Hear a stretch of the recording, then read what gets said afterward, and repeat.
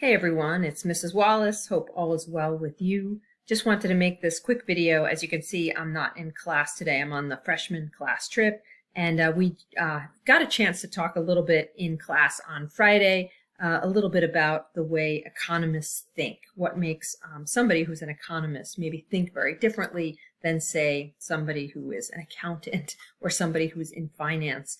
We tend to think of economic thinking really unique, especially when it comes to costs and benefits. And so there's maybe one or two concepts that we didn't get a chance to talk about last class that I just thought I would do.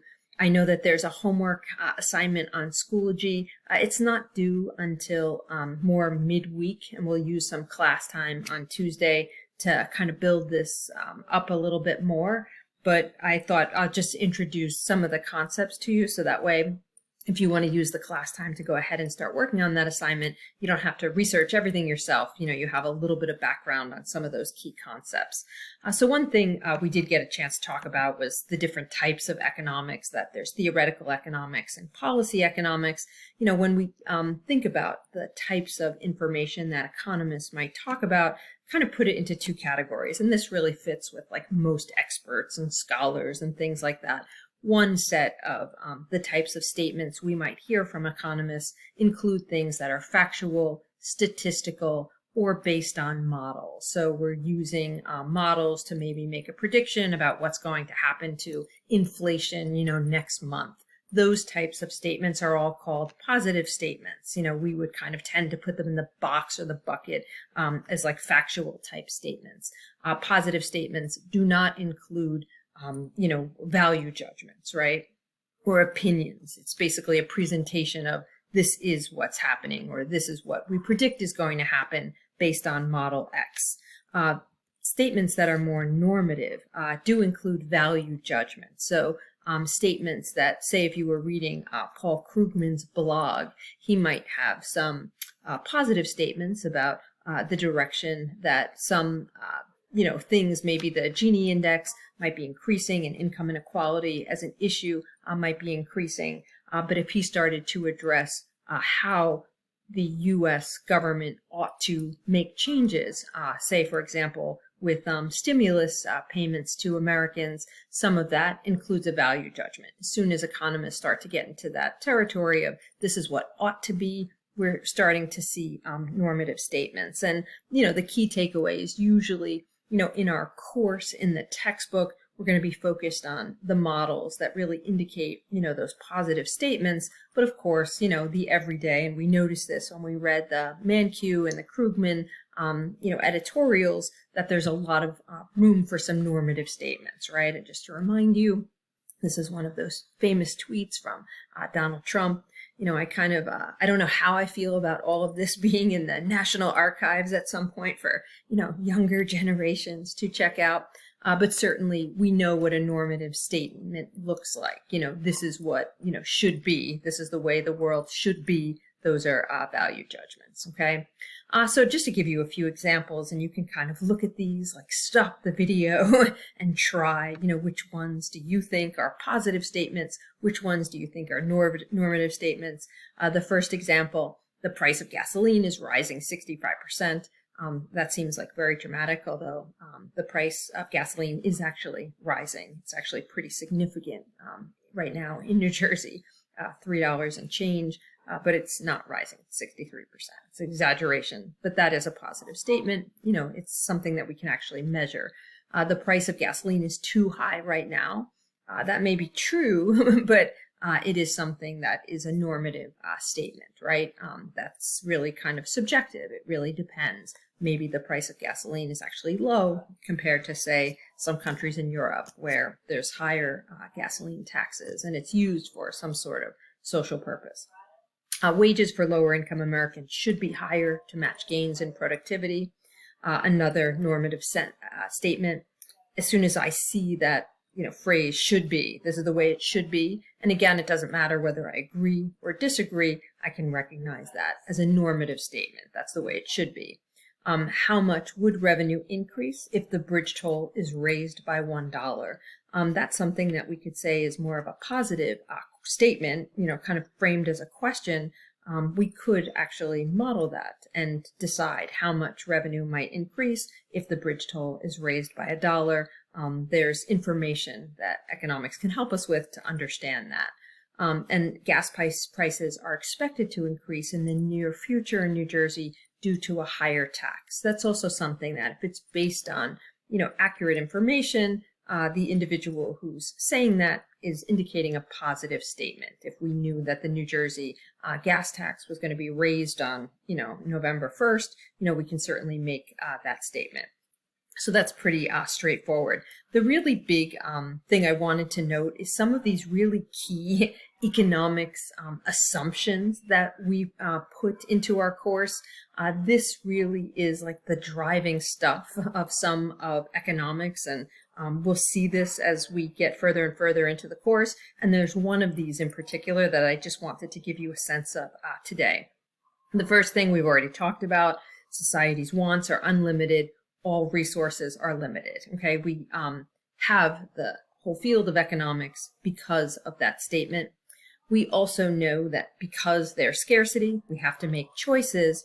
Choices always have costs. So if I choose to make this video during this half hour, that means I am not doing something else with that half hour. So I am making a choice that has a cost, okay? And we are always interested in valuing our choices, especially in reference to perceived costs. Our goal is to make choices that maximize our satisfaction, right? This seems like almost like intuitive, right? Of course we do. And we assume that we act rationally. So individuals are acting rationally to enhance our utility. Firms act rationally to make profits, okay? Of course, there may be other motivations. Ben and Jerry's might also have some, social, goal that they wish to make, but we're also going to assume that Ben and Jerry's is interested in making profits, and their actions are fitting into a larger plan that includes them acting rationally to make profits. Behavioral economists will remind us that we don't always act rationally. And individuals and firms make decisions by using marginal analysis. We'll talk about the way that is, and you'll notice, hopefully, too, even the way that you find yourself making decisions.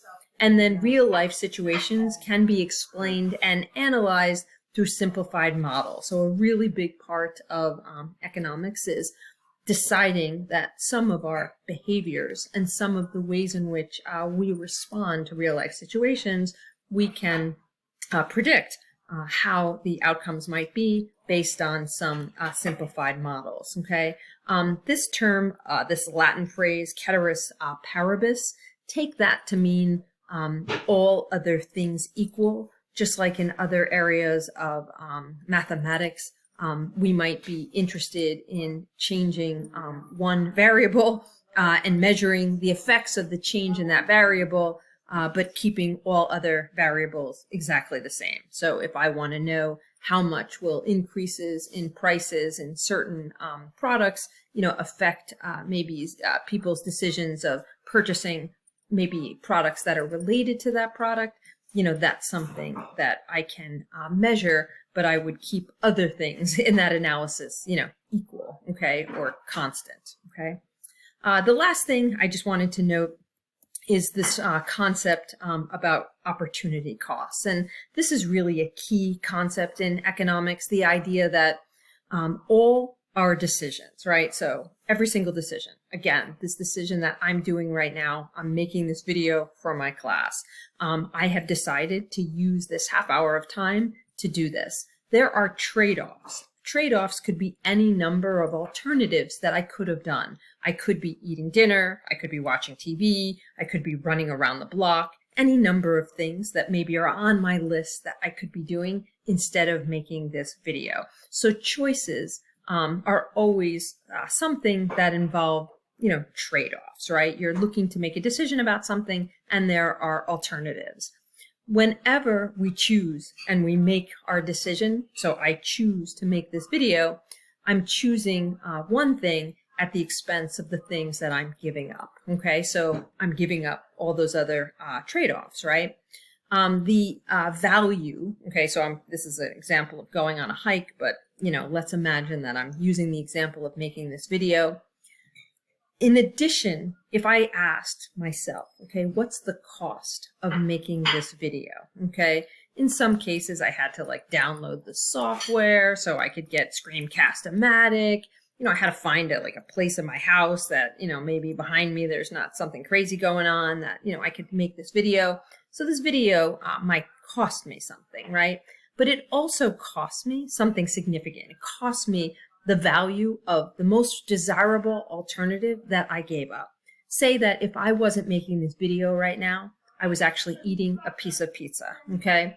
The value of eating a piece of pizza, I can imagine I can quantify, okay? Let's imagine that I quantify that as valuable to me, something to the tune of, say, $5, or I could put it in utils if I wanted to. But imagine I could quantify the value of having a slice of pizza instead of making this video.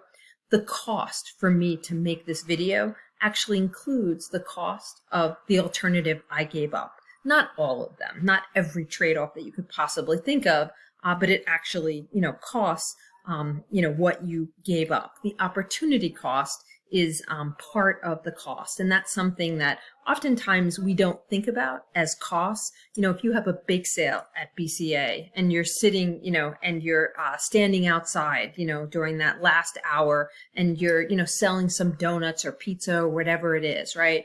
Somebody who's an accountant might say, hey, how did you do at that bake sale? Oh, well, maybe I spent, $20 on the pizza. I sold it. I made, $40 altogether. So maybe $20 net, profit.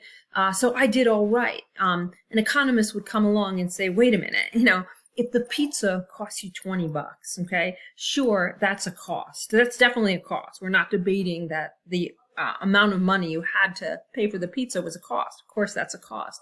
But there's another cost that you have to add to this. You had to use your whole last hour, and maybe even, beyond that, past 4:10, when other kids are going off to the bus, you're cleaning up a bake sale. Your time, has value, and you need to include that time in the opportunity cost. If you only made, $20 profit, right? Or, you only got an additional, $20 in sales, you might say to yourself, that wasn't necessarily really, worth it, because I spent, so much time, right? It reminds me a little bit of having a garage sale. If anyone has ever had a family garage sale, it's a massive amount of work. You have to get all of this stuff in your house and, figure out where you're going to put it on, say, the lawn or the driveway, and have to write prices on it. And if it rains, you have to move it all inside. It's like an incredible amount of work to have a garage sale. And you might think to yourself, well, gee, I made $100 from the sales of the garage sale. And, maybe that was $100 you didn't have before the garage sale, and you just got rid of some old stuff. But at the same time, if you had to spend 2 days, selling all of that stuff, you might use that phrase at the end of the garage sale that says, that wasn't worth it. Maybe your time was worth more to you than that, $100 that you made. Okay. And we've all used that phrase, that is not worth it. Okay. That is not worth it. There's always in our brains, every single decision, opportunity cost. Okay. What is it worth to you based on what it is that you're going to give up? Okay. If we consider decisions based on opportunity costs, it fills out that concept of cost a little bit more and enables us to more accurately perceive costs and benefits. Okay. I'm going to end that there, but one of the questions on your handout has to do with the opportunity cost of college. And this relates to kind of a classic example in economics. For sure, we know the cost of college is ridiculous, right? I actually have 2 kids in college right now. It's ridiculously expensive. I'm paying a ton of actual, costs, accounting costs, to send my kids to college. The other part of this is that by going to college, both of my kids are giving up doing something else, like working full time. Whatever the next best alternative is, the value of that alternative is also a cost. So where we thought the cost of college was high, It's really high. Okay.